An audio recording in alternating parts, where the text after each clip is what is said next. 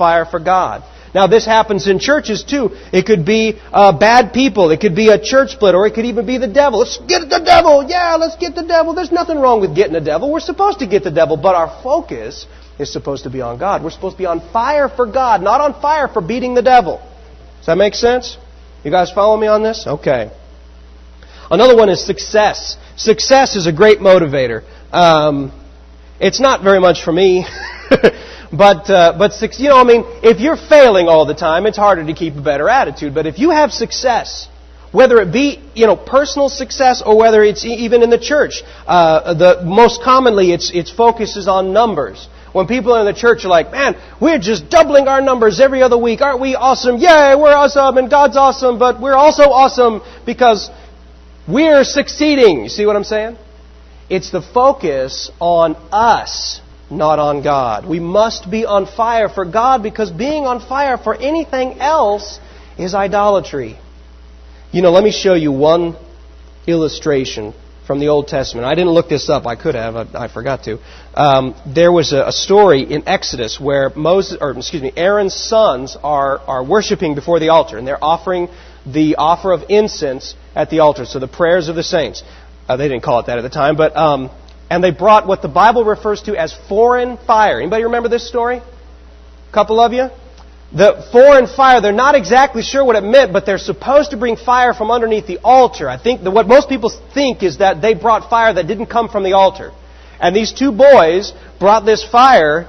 Boys, they might have been in their 60s, I don't know, but they were Aaron's sons. They brought this fire into the temple, offered it to God, and it consumed them. They died because they offered the wrong fire.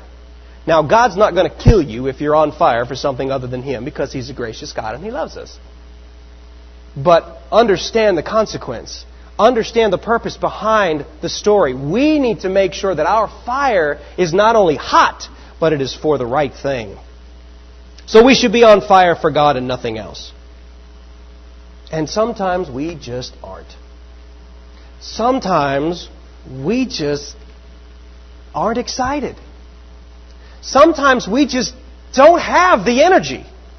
Sometimes we work less. We do less. We run slower. Some of you are going, we lost an hour of sleep last night. Be nice to me. No, I'm not talking about right now. But you guys know what I'm saying. There are times in our lives when we do not have the fire of God inside of us. Now, I want to give you some suggestions. I want you to take these to the Lord, because these are generic. They may or may not apply to you. There are times of dryness in our life when God tests us and says, will you really stand by me when I'm not there pushing you? You know what I'm saying?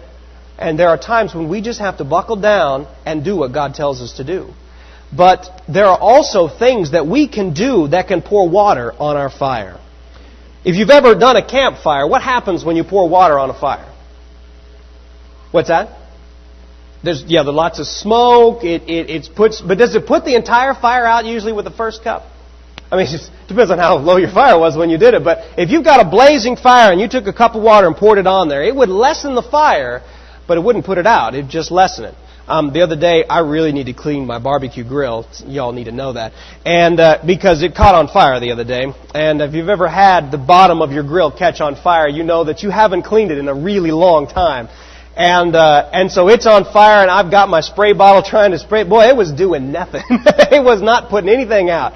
And then after about 30 seconds of that, it finally got lowered so that I could reach in there without burning all the hair off my arm. But water will dampen a fire. And there are things that we can do where we pour water on our fire for God, and they all revolve around self. They all revolve around self, which shouldn't surprise us, because the worship of anything else is a worship of self. And so when we worship self, it puts our fire out for God. Let me give you some examples. Sinful behavior, where we're doing something we know is wrong. This can dampen our fire for God for many reasons. One of them is guilt. But another one is because it distances our relationship with God, because we're stepping back. You can't sin in the presence of God. When you're in the presence of God, sin doesn't come to mind. But you can step back from God and choose to go this direction. Now that's going to pour water on your fire. Why? Because it's a worship of self. Because it's saying, God, I know you said that I shouldn't do this, but I want to do it, and I trust my own judgment more than yours. That's basically what we're saying. We're worshiping self. And then there's what I call distracting behavior. Distracting behavior is anything that's not necessarily sinful, but pulls you away from God. And we have stuff like this all the time. And we don't even think about it most of the time because there's nothing wrong with it. Let me give you an example. I have to monitor how much screen time I have. I love the screen. I love playing on a computer. I love working on a computer. I love watching a TV screen. I love watching movies and stuff like that. I love that stuff. But if I do too much, you know what happens? I'm pouring water on my fire. Why? Because it's self-gratifying. I'm doing it for me. Playing video games doesn't glorify God. I know that. And I do it, and if I do it too much, Jared's like, dude, you came over to my house the other day. No, it's cool. It's all right. I'll get to that in a minute. Jared and I had we had a play date the other day. It was fun. We had a good time. But if I gratify myself too much, I'm pouring water on my fire. I'm dousing my fire with water and making it less because it's about me. Now, does that mean that you can't do anything for you? No, of course not. We have to take care of ourselves, and our minds and bodies need downtime. So don't think that I'm telling you, don't enjoy anything. If it's not for God, it's bad. No, that's not the case. Okay, but we have to be careful. And I specifically have to be careful about that particular thing. Maybe it's books for you, or maybe it's fishing. I don't know, whatever. Fishing doesn't interest me, so I just probably go out there and pray. So it'd probably be good for me. I don't know. But when we do things that distract us from God, and it's different for everybody, you know. Maybe you're the type of person, you go walking in the woods, it's a blessing to you, and you get closer to God. Maybe you're a nature person, and you get so distracted, you don't pay attention to God, and it douses your fire. So everybody's different, okay? Don't pick up anybody else's list. Another thing that dampens our fire is rejecting God. And you say, well, I didn't reject God. I accepted Jesus, so I obviously have not rejected God. Well, God tells you to do lots of stuff. Sometimes He tells you to do something. I want you to call this person. I want you to write a note to this person. I want you to give this amount to somebody. I want you to help this person take care of a need. I want you to speak in front of people. Whatever. And when we reject what God tells us to do, we pour water on our fire. Why? Because it's self-worship. God, I know you told me to do this, but I'm not good enough for that, and I trust my own judgment better than yours. Now, we don't think that, but that's what's going on in our hearts.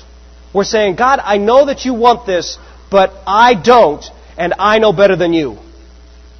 That's what rejecting God is. Now, there's more than just stuff to do. God tells us stuff all the time, and sometimes He says, I want you to believe this.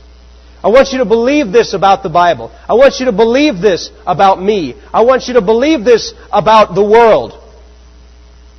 And we say, no, I can't. And we reject what God tells us. You know, Jesus said that we need to be careful how we listen. Because if we don't take to heart what we hear, we will lose not just that, but we will lose what we already had.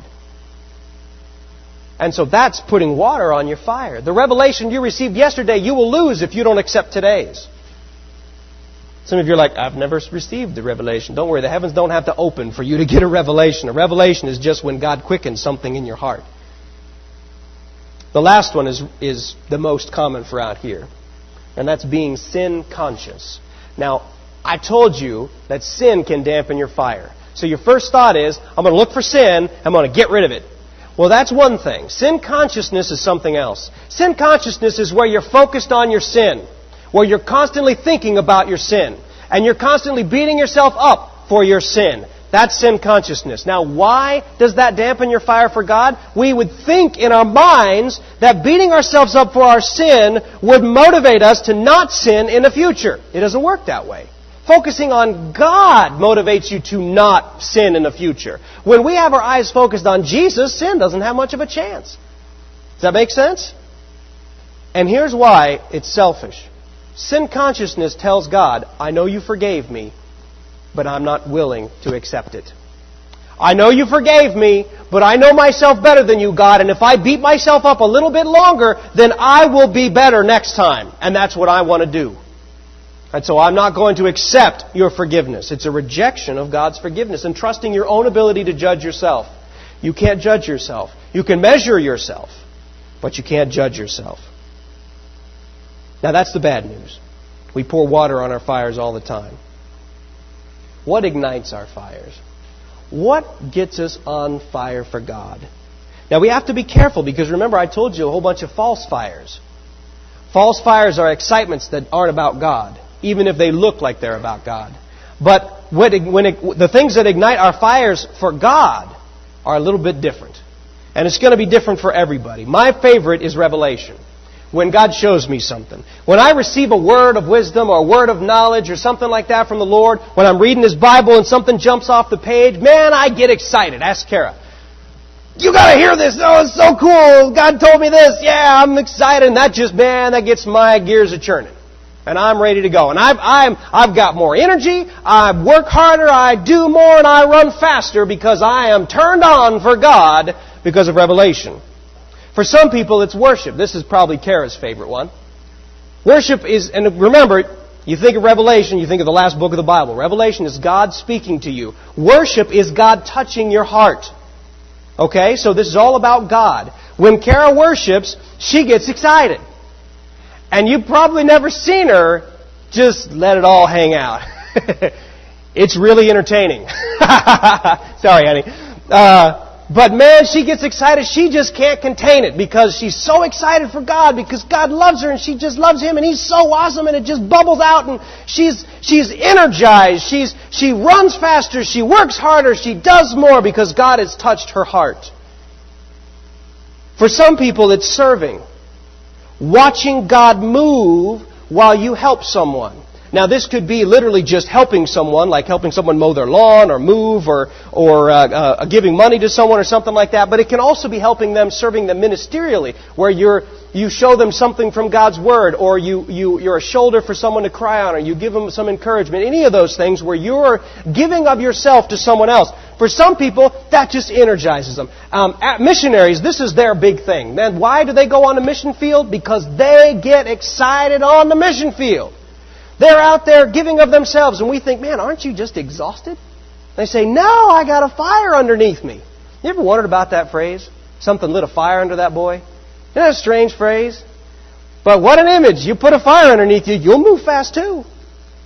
And those missionaries are out there, they're moving fast, and they're working harder, and they're doing more, and they're energized because they're watching God move while they minister.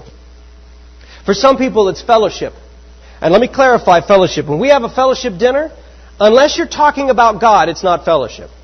Okay? Now, that's like, oh man, we're going to have to talk about God at every fellowship. No, that's not what I mean.